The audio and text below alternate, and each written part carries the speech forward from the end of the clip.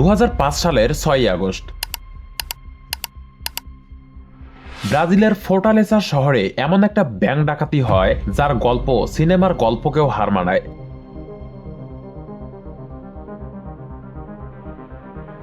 আপনারা তো সকলেই জানেন 99% ডাকাত অপরাধ করার সময় ভয় দেখায় আর ভাঙচুর করে, আর সময় নেয় খুব বেশি হলে কয়েক মিনিট। কিন্তু আজকে যে ডাকাত দলের গল্প আপনাদেরকে বলবো, তারা কাউকে ভয়ও দেখায়নি, ভাঙচুরও করেনি, বরং এই ডাকাতি করতে তারা সময় নিয়েছিল প্রায় 4 মাস। তারা কোনো সাধারণ জায়গায় চুরি করেনি, তারা চুরি করেছে ব্রাজিলের কেন্দ্রীয় ব্যাংক বাস্কো সেন্ট্রালে। আর অবাক করা ব্যাপার হলো, এত বড় ব্যাংক ডাকাতি হয়ে যাওয়ার পরও ব্যাংক কর্মকর্তারা টের পান প্রায় 30 ঘন্টা পর। তারা কোনো তালা ভাঙেনি, হ্যাকিংও করেনি, অথচ প্রায় $70 মিলিয়ন নিয়ে গায়েব হয়ে যায়। সবচেয়ে বড় কথা হলো, ব্যাংকের সিকিউরিটি অ্যালার্ম বেজেছিল, কিন্তু সিকিউরিটি গার্ড কিছুই টের পায়নি। বুঝতেই পারছেন গল্পটা কতটা ইন্টারেস্টিং হতে চলেছে, কারণ এটা শুধু ডাকাতির গল্পই নয়, এটা সাহস, কৌশল আর নিখুঁত পরিকল্পনার গল্প।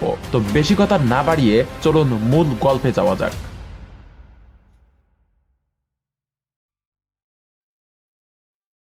এই ঘটনার সূত্রপাত হয় 2004 সালের সেপ্টেম্বর মাসে, অর্থাৎ ব্যাংক ডাকাতির প্রায় 11 মাস আগে। লুইস ফার্নান্দো রিভাইরা নামের একজন ব্যাংক কর্মকর্তা তার 4 বন্ধু নিয়ে একটি মদের বারে বসে প্রথম এই ব্যাংক ডাকাতির পরিকল্পনা করেন। তাদের পরিকল্পনা ছিল সেন্ট্রাল ব্যাংকের খুব কাছাকাছি একটা বাড়ি ভাড়া নেওয়া, তারপর সেই বাড়ির ভেতর থেকে গুহা খুঁড়ে ব্যাংকের ভল্ট পর্যন্ত পৌঁছানো, আর সেই গুহা দিয়ে সব টাকা চুরি করে নিয়ে যাওয়া। কিন্তু এই পরিকল্পনায় একটা বড় সমস্যা ছিল। প্রথমত, এই পরিকল্পনা বাস্তবায়নের জন্য দরকার ছিল দক্ষ টিম মেম্বার, যারা ব্যাংকের লকার সম্পর্কে ভালো জানে এবং গুহা খননে অভিজ্ঞ। বিভিন্ন তথ্যের ভিত্তিতে বলা যায়, ডাকাতি করার জন্য যা যা দরকার ছিল, যেমন দক্ষ টিম মেম্বার, ব্যাংকের কাছাকাছি বাড়ি, গুহা খননের ব্লুপ্রিন্ট, ম্যাপ, সবকিছু তারা 3 থেকে 4 মাসের মধ্যেই ম্যানেজ করে ফেলে। সেই টিমে প্রায় 25 জন সদস্য ছিল, যাদের মধ্যে একজন ছিল ইঞ্জিনিয়ার, যে গুহা খনন এবং কংক্রিট সম্পর্কে ভালো বোঝেন। আরেকজন ছিল ব্যাংকের সিকিউরিটি গার্ড, যে জানতো কোথায় ভল্ট আছে, কোন সময়ে মিশনে নামলে ধরা পড়ার চান্স খুবই কম থাকে। এভাবেই লুইস সকল সুদক্ষ কর্মকর্তা নিয়ে একটি শক্তিশালী দল গঠন করে। সময়টা ছিল 2005 সালের ফেব্রুয়ারি মাস। লুইস আর তার টিম মিলে রুয়া 25 মার্কো রোডের কাছে একটা বাড়ি ভাড়া নেয়। সেই বাড়ি থেকে ব্যাংকের দূরত্ব ছিল মাত্র 256 ফুট। দূরত্ব কম হলেও সেখানে গুহা খনন করা ছিল বেশ চ্যালেঞ্জিং। এরপর শুরু হয় আসল মিশন। তারা বাড়ির সামনে বড় বড় অক্ষরে লেখা একটি সাইনবোর্ড ঝুলিয়ে দেয়। সেখানে লেখা ছিল গ্রামা সেন্থেটিকা, মানে তারা বাগান লাগানোর কাজ করে। বাড়িটি ভাড়া নেওয়ার পর 2 জন মেম্বার একটি গাড়িতে করে গুহা খননের সব মালামাল নিয়ে আসে। একজন প্রতিবেশী কৌতূহলী হয়ে তাদের দিকে এগিয়ে এসে জিজ্ঞেস করেন তারা এখানে কি করবে। লোক 2 জন হাসি মুখে জানায় তারা নতুন একটি ল্যান্ড স্কেপিং ব্যবসা শুরু করেছে। তাদের দোকানের নাম গ্রামা সেন্থেটিকা, মানে তারা কৃত্রিম ঘাস লাগানোর কাজ করে। বাইরে থেকে দেখে বোঝার কোনো উপায়ই ছিল না ভেতরে ঠিক কি চলছে।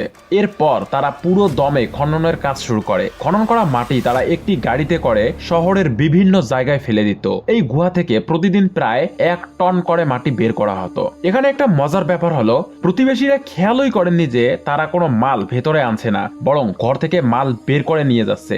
সবাই ভাবতো হয়তো তারা ব্যবসার মাল ডেলিভারি দিচ্ছে। প্রতিবেশীরা বরং খুশিই ছিল, কারণ বাড়িটা মাসের পর মাস খালি পড়েছিল, এখন কেউ কাজে লাগাচ্ছে। প্রতিবেশী আর পুলিশ দুজনকেই তারা বোঝায় যে তারা কৃত্রিম ঘাস আর বাগানের মালামাল বিক্রি করে। কিন্তু বাড়ির ভেতরে তখন তারা মাটির প্রায় 13 ফুট গভীরে ড্রিল করা শুরু করেছে। সুড়ঙ্গটা ছিল একেবারে ইঞ্জিনিয়ারিং এর বিষয়। এটি প্রায় 256 ফুট লম্বা আর 1 মিটার চওড়া হবে। চিন্তা করে দেখুন, শহরের ব্যস্ত রাস্তার নিচে তারা সুড়ঙ্গ খুঁড়ছে, আর উপরে মানুষ হাঁটছে, গাড়ি চলছে, কিন্তু কেউ কিছুই টের পাচ্ছে না। এভাবে প্রায় 1 মাস কেটে যায়, আর 1 মাসে তারা মাত্র 100 ফুট লম্বা টানেল খুঁড়তে সক্ষম হয়। যত গভীরে আর দূরে যাচ্ছিল ততই অক্সিজেনের অভাব দেখা দিচ্ছিল। তাই তারা মাঝে মাঝে ভেন্টিলেশনের ব্যবস্থা করে, আর গুহার ভেতরে ঠান্ডা রাখার জন্য এসি লাগানো হয়। এমনকি মাটি ভর্তি বস্তা টানার জন্য তারা ভেতরে ছোট একটা রেল লাইনও বসায়। প্রতিদিন টনকে টন মাটি খুঁড়ে ভ্যানে করে বাইরে পাচার করত।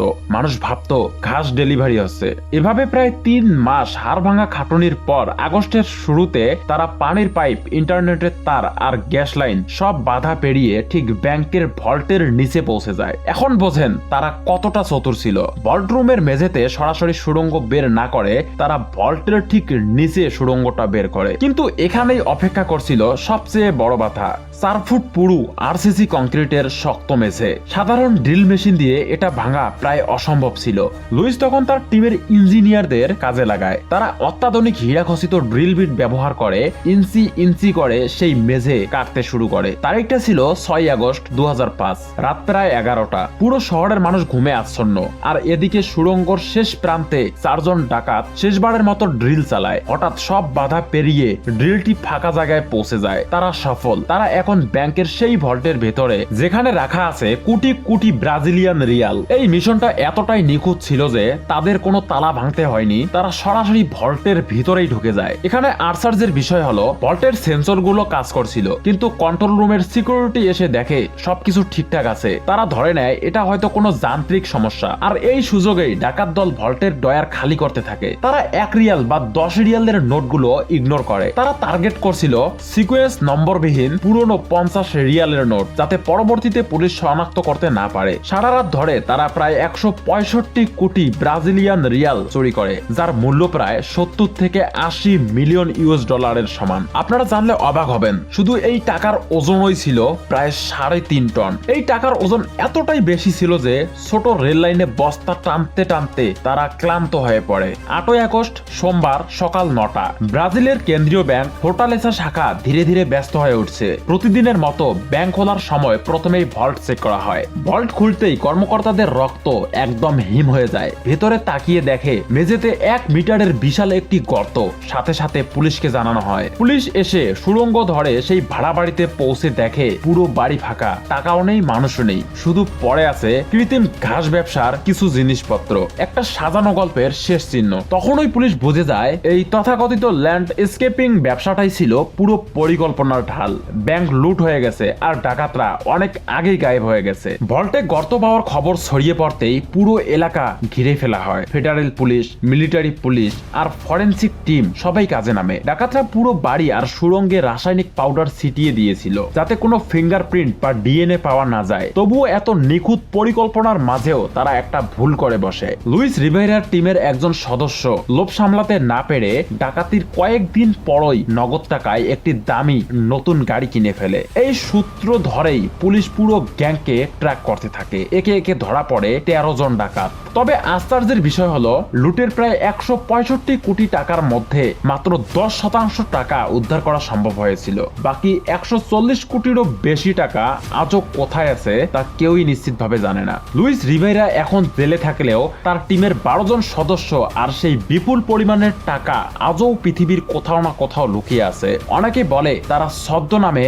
অন্য কোনো দেশে বিলাসবহুল জীবন কাটাচ্ছে। এই গল্পটা যদি আপনাকে একবারের জন্য অবাক করে থাকে, যদি মনে হয় মানুষের বুদ্ধি আর পরিকল্পনা কতটা ভয়ঙ্কর হতে পারে, তাহলে এই ভিডিওটা একটা লাইক প্রাপ্য। কারণ এই লাইকটা শুধু ভিডিওর জন্য না, এই লাইকটা সেই অবিশ্বাস্য পরিকল্পনা, নিখুঁত সুড়ঙ্গ আর ইতিহাসের সবচেয়ে সাহসী ব্যাংক ডাকাতির গল্পটার জন্য। আপনার একটা লাইক আমাদের জানিয়ে দেয় এমন বাস্তব আর রহস্যময় গল্প আপনি আরো দেখতে চান। আর এমন আরো সত্য ঘটনা পেতে চ্যানেলটা সাবস্ক্রাইব করে আমাদের পাশেই থাকুন।